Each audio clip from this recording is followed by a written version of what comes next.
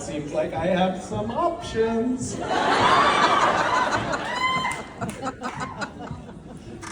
Creepy thing to say. Brazil, the whole country. Yes. Yeah, nobody ever says that here. USA loves you, Misha. Never once have I ever heard that. Only about 40%. California loves you, Misha. California. I was in my hotel, and there was this little sign next to on the bathroom vanity, and it said, "It's against California law, state law, to dispose of makeup, shampoo, soaps, or over-the-counter or prescription medications in the trash. So please leave any of those things in this designated square on the counter for housekeeping to take care of." And I was like, oh my God, that almost just made me a Republican. What the fuck?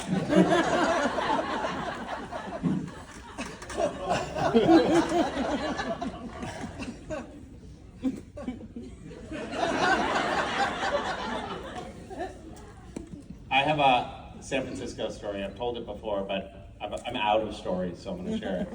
I was just thinking about this last night.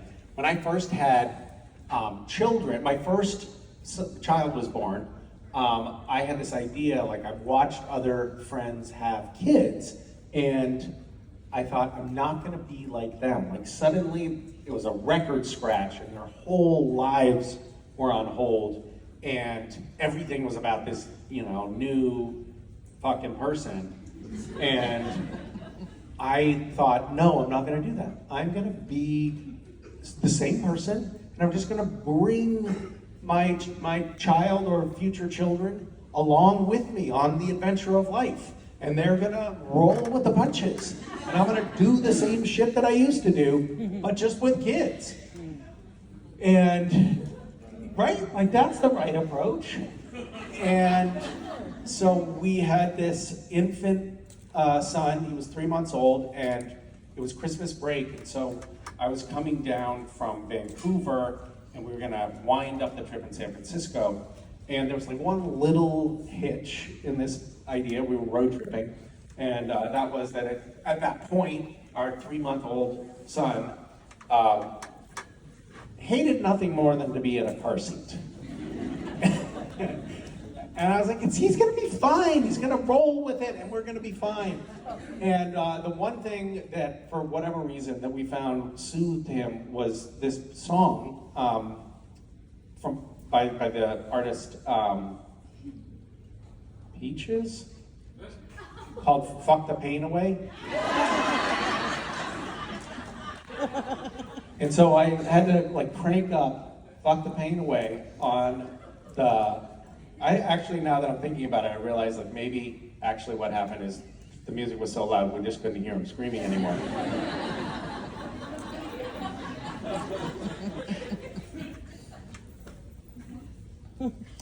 I might actually later do a seminar on parenting, because I think I have a lot of valuable insight. So So our first stop was on Whidbey Island in Washington. We had some friends who were strippers, and they were having a party. And I have this photo of West swaddled on a bed with 2 naked women dancing on the bed around him. He's sleeping, so he was fine. He was probably so tired from all of the screaming and the peaches. Anyway, by the time we got to San Francisco, his voice was gone because he'd cried so much on the drive down. Actually, no, there was one more stop on that trip. We stopped off in Oregon, and I had some other friends who had also just had a baby, and they're like, oh my God, we're so tired. And I said the stupidest thing I've ever said in my life, which was, "You are?" And they were like, "Yeah, our baby keeps waking us up." And I said, "Oh, that's so weird. I guess we just hit the lottery. West sleeps through the night." And I did not knock on wood. he woke up every 2 hours, every night for the next 2 years after that. Like, that night was the starting point. But we got to San Francisco after that. That was our last stop on this trip. And I got a message from a friend who was like, hey, there's a rave tonight. Do you want to come? And I was like, I'm a little tired, but yeah. And so I brought West to the rave, and it was like midnight, and we had this ergo, like baby carrier. It's like a backpack that you put the baby in, and he's on my chest, and I'm bouncing. It's like, and the music is so loud, and I remember hearing that you have to really protect babies' ears because they're delicate and loud noises can give them permanent, hearing loss for the rest of their lives. But I didn't have like those headphones that you put up to muffle out the sound, so I just put my hands over his ears. It was like, and I just remember this moment. Like Wes looked up at me with these little eyes, like, "The fuck are you doing?" And I had this real breakthrough epiphany moment. I was like, oh yeah, I guess things are gonna have to change a little bit. I'm gonna have to do things a little bit different. I can't do this forever. So I left the rave. It was a really hard choice I had to make. Benadryl. You can be my co-lecturer at the parenting workshops.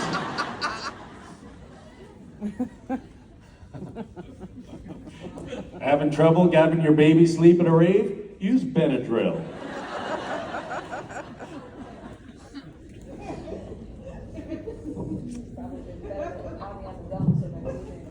What on the gums? Better than Bacardi on their gums. Bacardi on the gums when you're teething? Your father-in-law did that? Bacardi on the gums. Well, Made them sleep too, it was great. yeah. I remember my ex-wife, she did an ethnography of a trailer park for her undergraduate anthropology dissertation, and we went to a trailer park in North Carolina and spent the summer there. And everybody had like all the like little toddlers and little kids had baby bottles with Coca-Cola in them, and they all had these like stalactite and stalagmite teeth, like little black pointy teeth, like little Leviathan, I guess. It was horrifying. So I never did that, so that means I'm a good parent. Yes. Hi. Do you have a question? Yes, hi. Hi. Oh my god. Okay. I'm scared. Sorry, it's my first time asking a question. I love your poetry. I love your poem, your poetry book. And Thank you. It's fantastic. I wrote poetry too. I wrote you a poem last year when I saw you in San Fran. But anyways, my question was, do you have any like advice to like help write new poetry or like get new ideas and stuff? Anything like that? Well, one option, if you're casting about for ideas, is you could plagiarize. Can I plagiarize you? Sure, absolutely. That would be a great honor.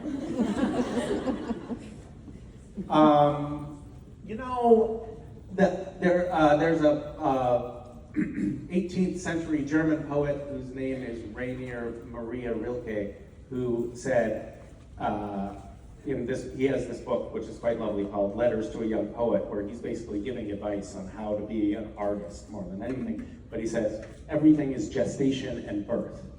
And I think about that often.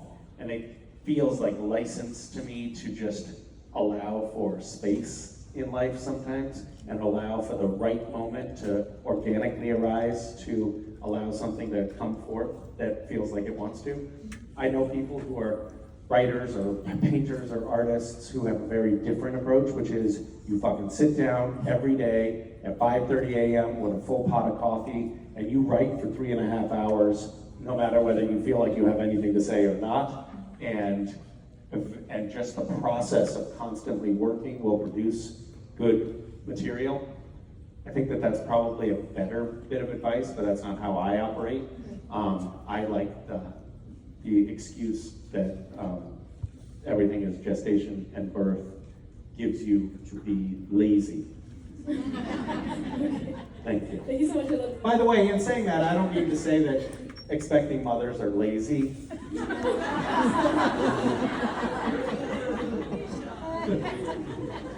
Thank you. Hi. Hi, my name is Shonda. First, I just want to say thank you for being here. Thank you for having us. This is my first time coming to one of the supernatural conventions, so I'm sorry if this question's been asked. How many first timers here? Oh my goodness. Wow. What made you come for the first time? My sister, she's come for years, and she brought my mother. It's a little sad, but my mother just recently passed, and so sorry. thank you. And so she asked if I would be willing to come with her, so she didn't miss it without my mom. And so I came here to support her, and I'm having an amazing time. That's great. You're kind of a substitute. Yes. Yeah. Yes. And I have watched the show. I love it. Okay. Yes. So That's okay if you haven't. no, I haven't. Yeah. I have. Have you watched all of it though? All of it. Really? Yes. Oh, okay. All right. Multiple times. That's So legit. I am a really big fan. Multiple times. Multiple times. Oh, okay. You're full on fuck up. Okay, got it. I just never come to a convention before. Okay. Well, welcome to the fray. Thank you. So as Castiel is such an amazing character, and I'm sure everyone in the room has amazing favorite Castiel moments, I was just curious if you're able to pick one. What is your favorite Castiel moment? Did you say ass butt? When you're Louis. There's so many choices. All of these are good. The orgy, shout them out. Learned it from the pizza man, ass butt, naked, covered in bees, telling Jensen. I loved him. It was actually not Jensen. Technically, it was Dean that Cass was saying that to. But saying that I'm gay for, he was gay for Dean. What else? Interrogating the cat. That was good.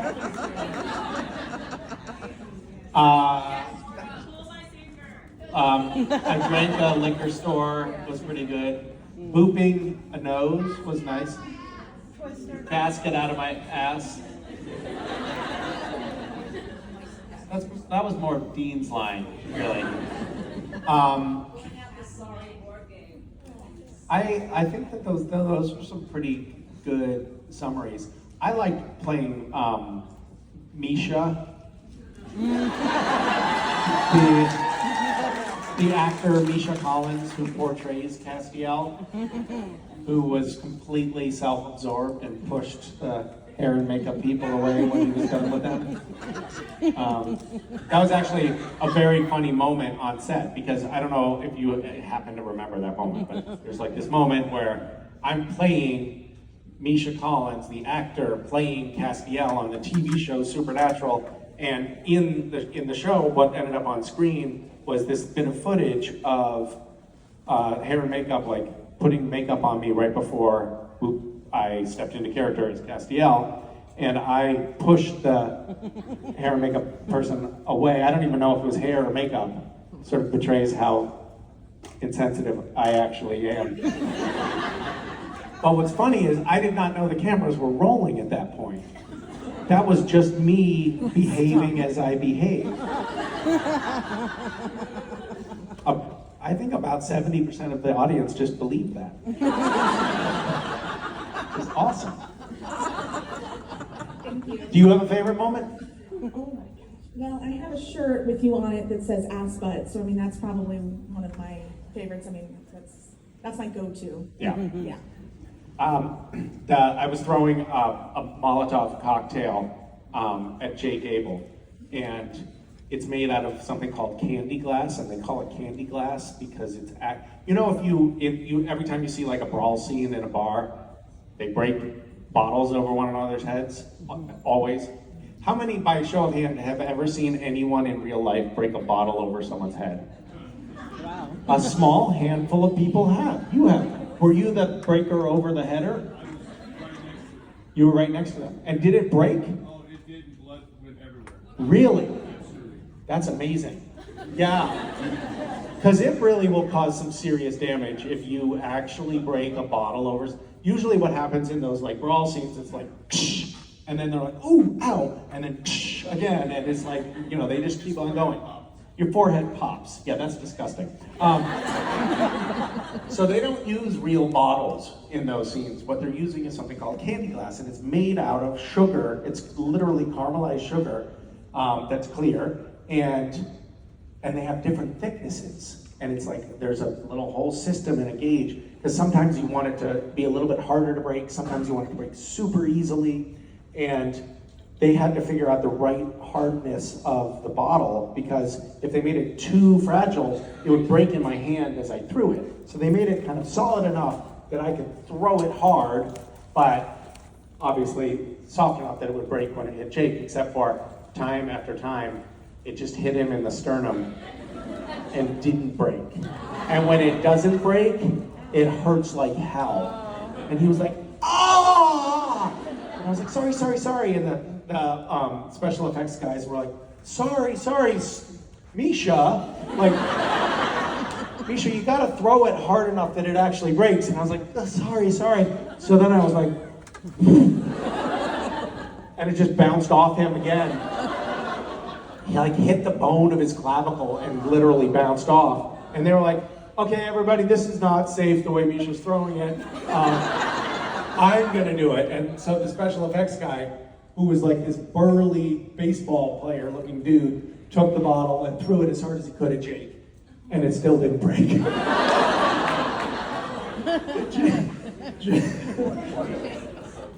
This also portrays what an asshole I am. I'm laughing, just thinking about the hematoma that was on poor Jake's chest. Anyway, it's funny because every time we run into each other in the green room, he kind of like skirts away. Just a reflex. Okay, thanks. Thank you. Hi. Hi, I love you, Misha. Oh. And what was like your favorite memory on set? Whoa. Or least. I have options. better. Okay. I don't know. I have so many memories. I mean, it was 12 years on the show, so it's pretty difficult to say there's like one moment that stands out from all the rest.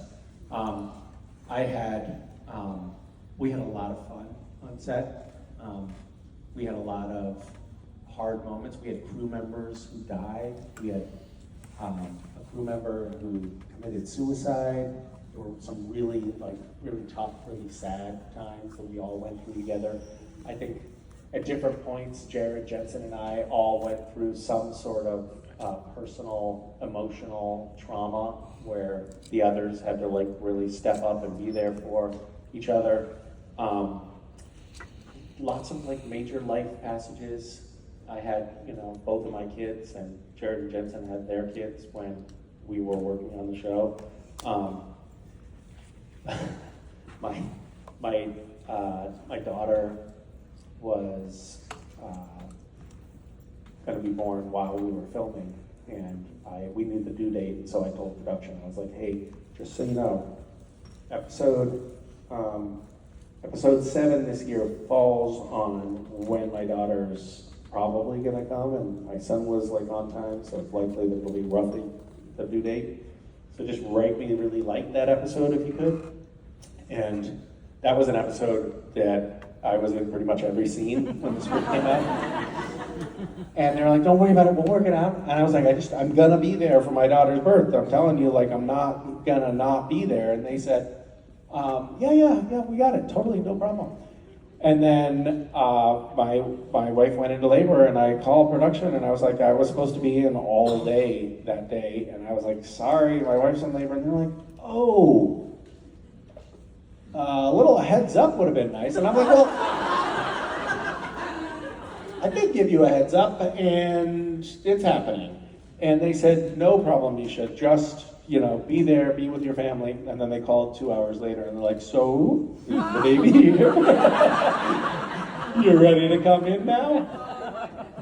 And I was not. And I stayed away from work for like a day and a half, and they were freaking out.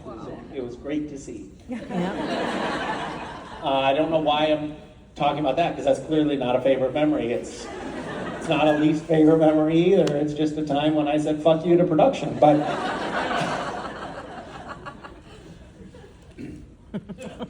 this is just fully into tangent territory here. But one of the things when you're working on a TV production that you can't do is not show up, because there's like 150 people there, and you're, as an actor, basically the only non-replaceable entity on the show. Like, they can't use another actor to play your part. They need you.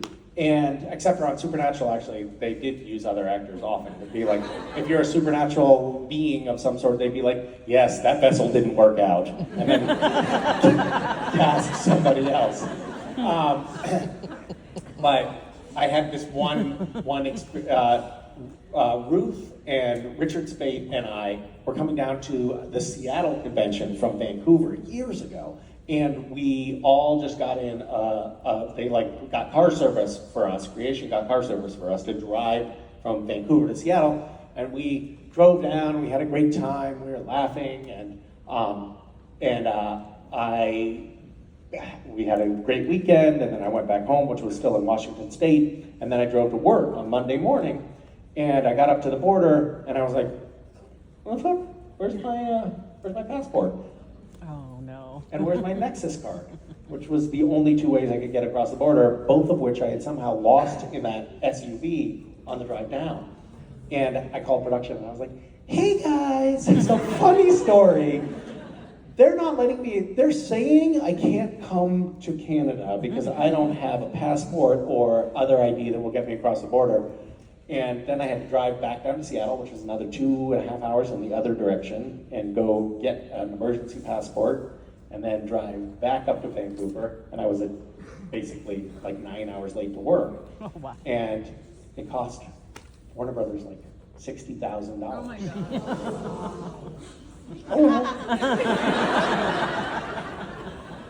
Oh. Oops. Usually when you lose your wallet, it's like, oh man, I had $80 in there. Oh man, this is gonna cost Warner Brothers $60,000. Hi. I didn't answer your question at all, I'm sorry. Hi, Misha. My name is Grace. It's very nice to see you. Hi, Grace. Thank you for being here. Thank you for being here. I'm such a huge fan. Are you Starlight? Yes, I am. Ah, nice. Thank love you. it. My mom's a huge fan too. She also says hello.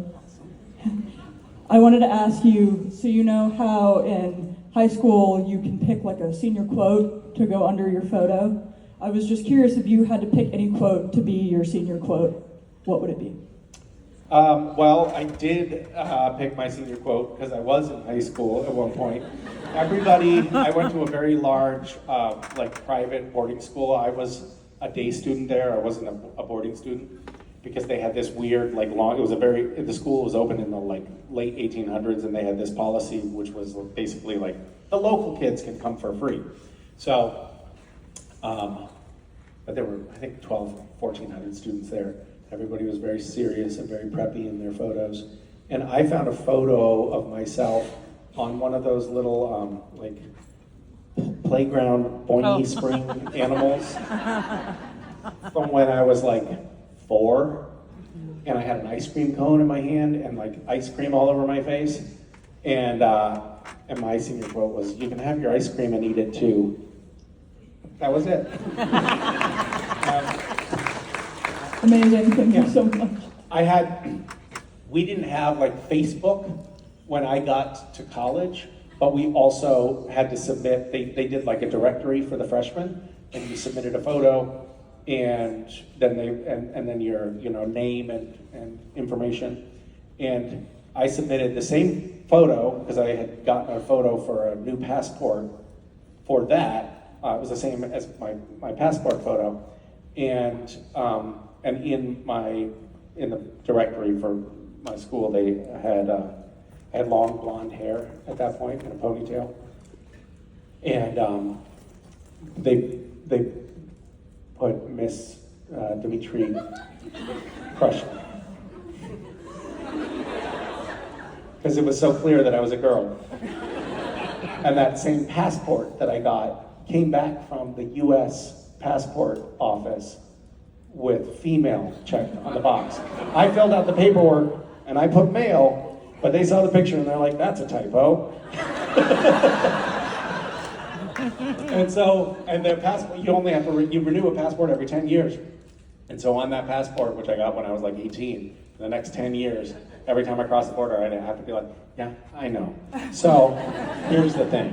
And every once in a while, there'll be an asshole passport control person who would like take me aside and spend hours in, customs trying to explain why my gender didn't conform. These days, I think you can probably get away with it a little bit better. Yes, I just say, oh, yeah, I've gone through a change. It's fine. Okay, thank you. Thank you. Hi. Hi, I'm Lily. Hi, Lily. I have to tell you something from my little sister first. She's Oh, okay. 9. She Oh. doesn't have a ticket for today, but she's coming tomorrow. Okay. So just in case she doesn't get to talk to you. She wants you to know that her favorite thing about Castiel is how confused he always looks. And then my question is, She's 9 and she's watching Supernatural? okay, Doesn't I that can seem like explain. a problem? That's almost as bad as taking a baby to a rape. it's technically my fault, but I do sort through episodes and have her only watch the ones I know that won't make her super scared. Oh, that's smart. So I she's- let my kids watch Scooby Natural. Yes, that's her favorite. And it was actually quite kind of terrifying for them too. But now I was out of town for a while, and my son was like, "Hey, Misha, have you started season 4 of The Boys?" And I was like, "What? Love the boy. What?" And then I was like, "Well, if he's already watched 3 seasons, I guess we'll watch it together." But I thought, like, "Oh, this is terrible he's 13, going on 14, but it's still like whoever created that show is a sicko." And I was like, okay, we'll watch this together, I guess. And, I've got to just like accept the fact that he's growing up, being exposed to the rantings of Mad Men. And then the first episode that we watched together was a recent episode where Homelander is, for those of you who haven't seen it, Homelander is making this guy that had conducted experiments on him when he was a child, makes him masturbate in front of everyone in the lab, and then lasers his genitals off. Yeah. And I was like, yeah, hey buddy. So fun. Good, yeah. I have another sister. She's 14, who I don't let watch it. Oh, really? Yeah, I've watched. She watches Supernatural, but I've seen The Boys. So neither of them. I have The Boys comic books actually, and she opened one at one point, and that didn't go well. And now she refuses to have anything to do with it. But my question, sorry if I'm taking up too much time. Yeah, you're taking up a lot of my time. Was I really love theater. I love to go see shows live. I'm here. But what is your favorite live production that you've ever seen? That's a great question. I went and saw, not too long ago, the Book of Mormon, and I found it to be incredibly offensive, and I'm sorry that I allowed for the break in my talking for some of you to cheer before I slammed it, But I thought it was like really kind of like weirdly racist and homophobic and backwards and dated and strange. But I actually have discovered in like recently, after having kids, when we started going to see things like The Lion King and like these big Broadway musicals, that I was like, oh my God, some of these productions are fucking amazing. There's so much artistry that goes into them. I actually love going to Cirque du Soleil shows. I'm just amazed by the capacity that humans have. And I actually went to a Cirque du Soleil show not too long ago and talked to some of the performers afterwards and found out that they only make like $40,000 a year. I was like, what? How can you be literally the best in the world at something and go do 8 shows a week, all or more? I mean, they really work them to the bone, and be paid so little. But that is a weird thing to rant about. There's a play that I saw when I was quite young called The Foreigner, by Larry Shue, who died, I think, in 1981. And I have often fantasized about updating that play and maybe turning it into a movie or something, because I thought it was great. So maybe The Foreigner. Thank you. Hello. Hi. So I'm a big reader, and each month I have Show off. each month I have like a theme to read, because I'm a nerd like that. And next month the theme is reading books that other people recommend to me. So I was wondering if you have a book you could recommend me. Sure. It's just a wide open field. Are you reading fiction, nonfiction? Anything. Really? Yes. I really kind of love the Bible.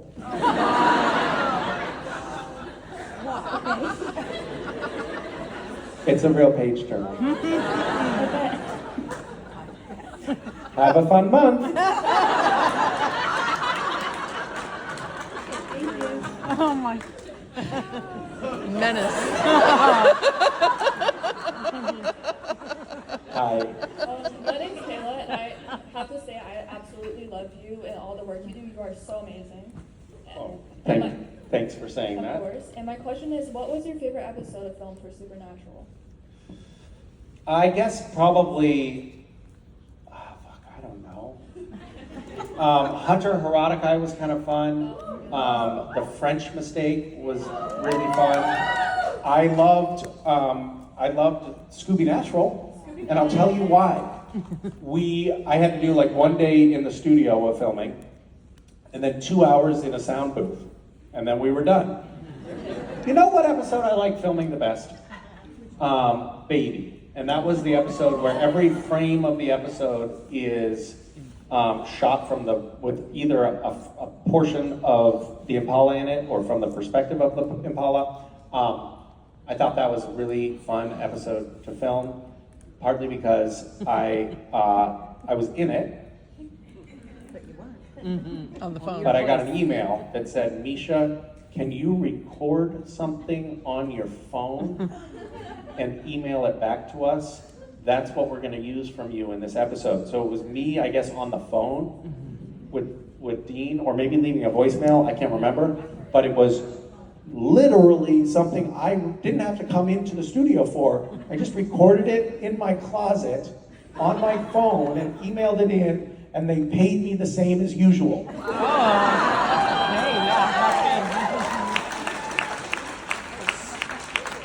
So I really liked filming that episode. Thank you. Hi. Hi. My name is Madison, and my question is, I'm somebody who wants to like maybe act in the future, and I was wondering like what advice you would have for that.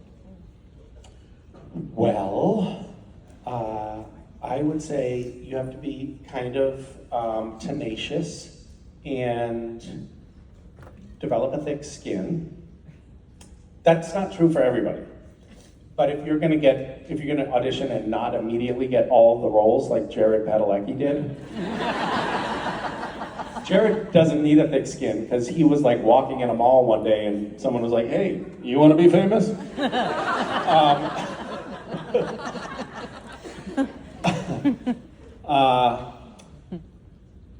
But I figured out at some point along the way that I needed to just make it about, I needed to enjoy the process and not focus on the end goal or the product. So I had been sort of fixated on like, I have to get good parts, I have to make a certain amount of money, I have to get on a show.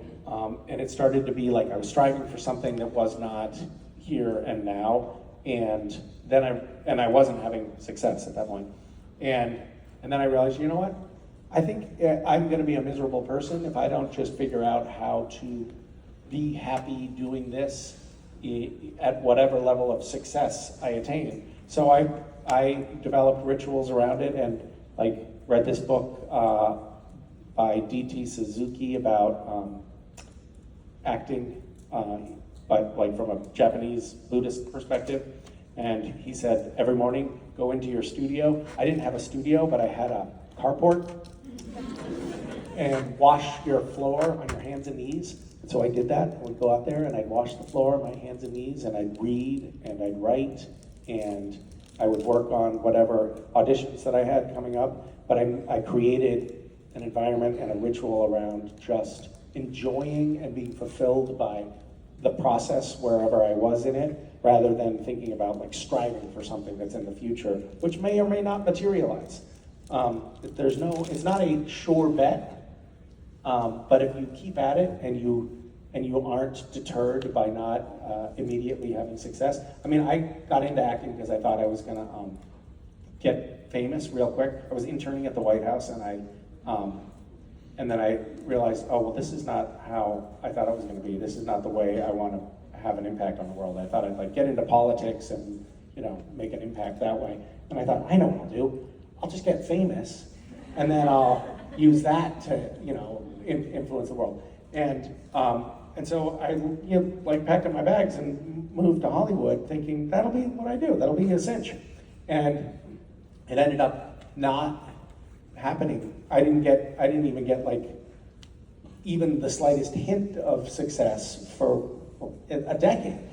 And at some point along the way, I had to really recalibrate and not have it be about striving for this thing in the future, but just being fulfilled by the day-to-day of it. And ultimately, I happened to get lucky, but even if I didn't, I think I could have kept at it with that mindset.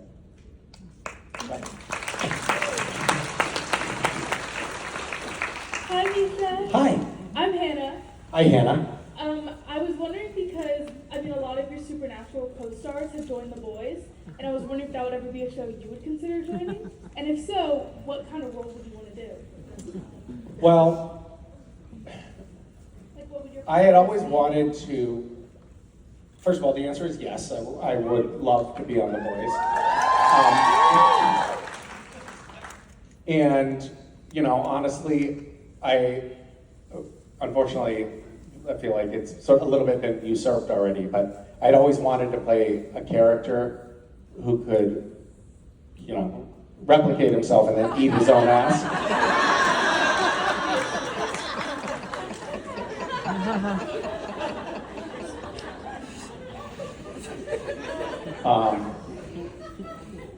So I'm not sure like what's left after that.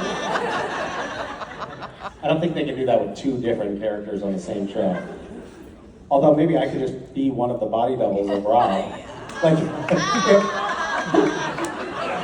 if it doesn't work out, like if, you know, Eric doesn't end up writing a part for me, maybe I could just be like, hey, if you're bringing Rob back, maybe I could just be one of the body doubles, and it'll be like a line of Robs, but one of the Robs is just like about 5 inches taller. They'd have to obviously like digitally replace my face and my genitals, but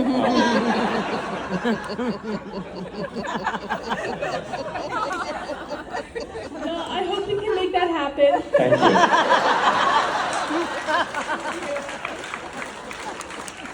you. Hi. Hi. I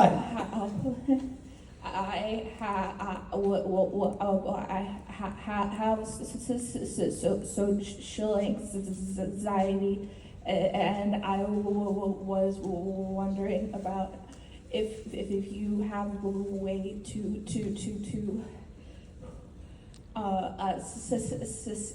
center yourself if you feel nervous or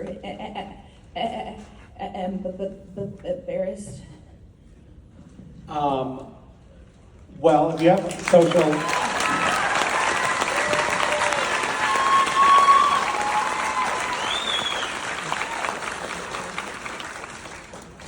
If you have social anxiety, I recommend getting up to a microphone in front of about 800 people, and that always soothes the nerves.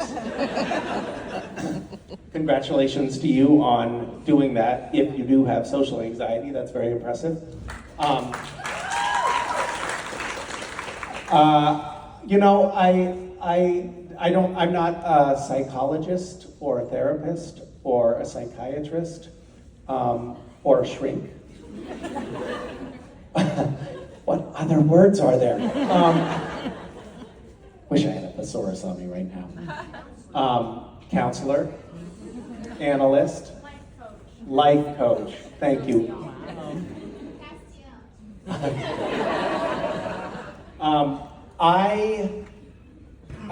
My daughter has been struggling a little bit with some anxiety that shows up particularly at nighttime, and I find that saying, as someone, you know, from the outside giving guidance, saying, pull yourself together,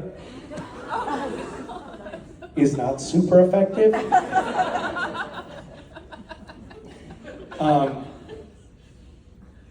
I went through a little period where I experienced panic attacks and found a couple of things to be useful for me. One was noticing when it was happening in my body. I could feel like, oh wait, I recognize that, I feel what that is, and that would be soothing to me, to realize, to cut it off before I got into a feedback loop where I was like, what's going on, what's wrong with me? And like feeding and amplifying the anxiety with thoughts. But the other thing that's been very useful in my experience is meditation. So I don't know if you've tried it, but if you haven't, maybe try it. I did do mixed martial arts, so yes, sometimes. Cool. Nice. Well, maybe do more of that. Yeah, thank you. You told me not to punch myself in the face once, and I really took that to heart. So. Did I say don't punch yourself in the face once, like do it more than once? Or? No, I said I got nervous and I slapped myself in the face, and you told me not to do that. Which seems obvious. Maybe I am kind of a therapist. I can't afford my therapist anymore, so I'm doing this. Thanks, Misha. You're welcome, thank you. Hi. My name's Layla. Hi. So wait, say your name again? Layla. Hi, Layla. I'm sorry, this is my first convention and I'm really nervous. How's it going? Good. Good. Other than this part. Sorry. I was just thinking about your character in general, Cassian. Throughout Supernatural, it has a lot of ups and downs, going through like Lucifer, the apocalypse. There's kind of a lot of stages through not only like his personal life with the characters, also with Jensen and Jared is kind of just a really dynamic that's important to him.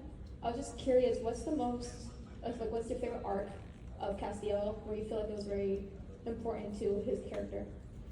Probably when he became human was the most important, because he got to not only experience the full range of human emotions, but also eat toothpaste.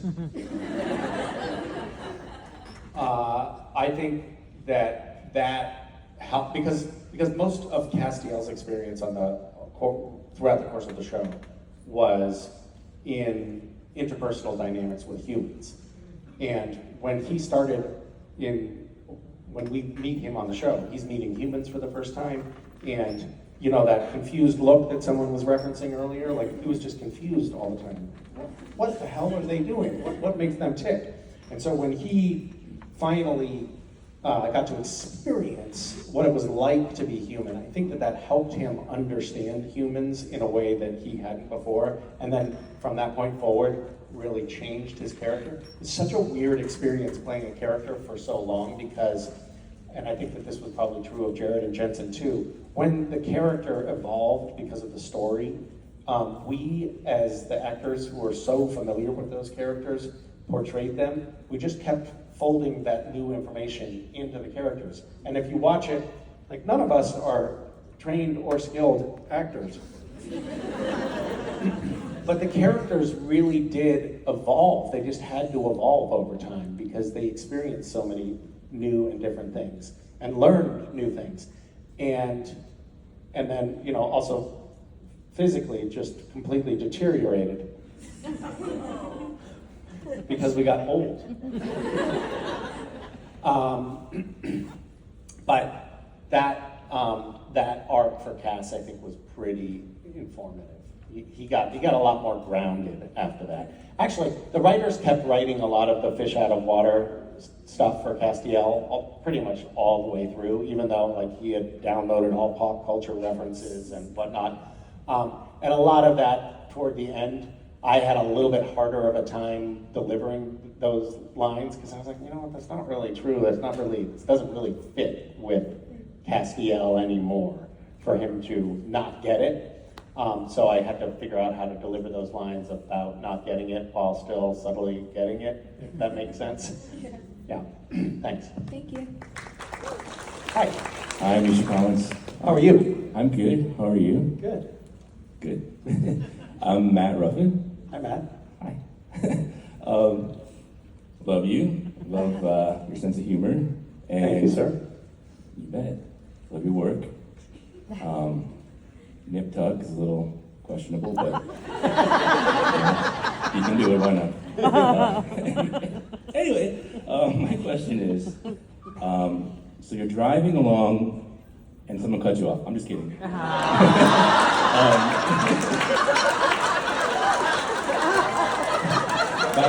I don't understand that reference. It's for the best. It's visually uncomfortable. But maybe somebody else will ask it. Speaking of which, you San Francisco people, I got here last night and I've driven in 2 Waymos now. Holy shit! Have you all driven in Waymos? Do you all know what it is? Those who don't, it's the self-driving taxis that are all over San Francisco. There's no driver. You get in and it just like zips around town with nobody driving.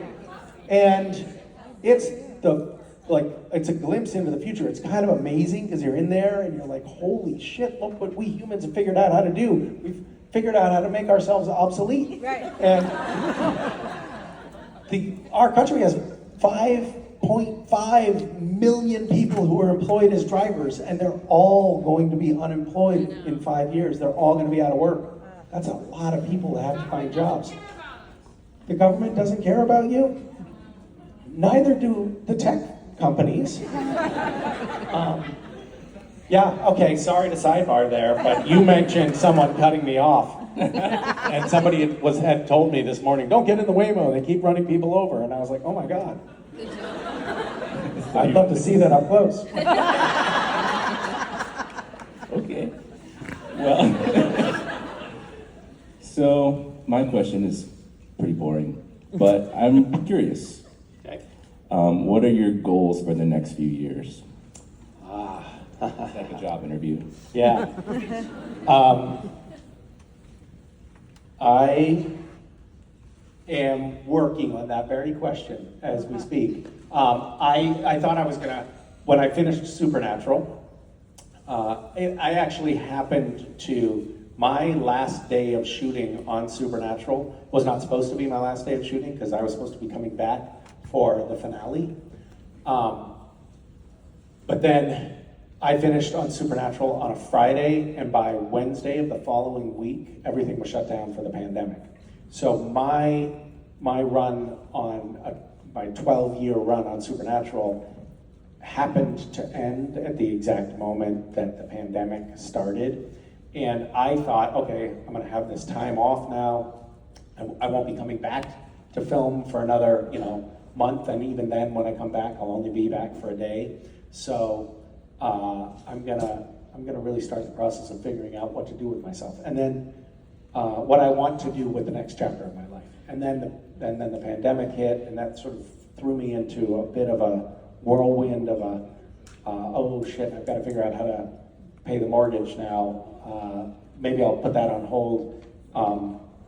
And then I went through the process of getting a divorce. The pandemic sort of then the closed quarters, I think, sort of accelerated something that was in the running. And then, long story short, it took me 4 years to finally get the space to actually think about, okay, really, what do I want to do next? So I've been ruminating on that for the last 6 months, and I'll probably spend another 6 months doing that. I've been experimenting with writing, creative writing, and things that I really haven't spent a lot of time doing before. I've been working on a screenplay, and I've been writing short stories that have kind of evolved into more like novellas, and I'm playing with my kids. I've gotten reasonably good at ping pong. Thank you. Thank you.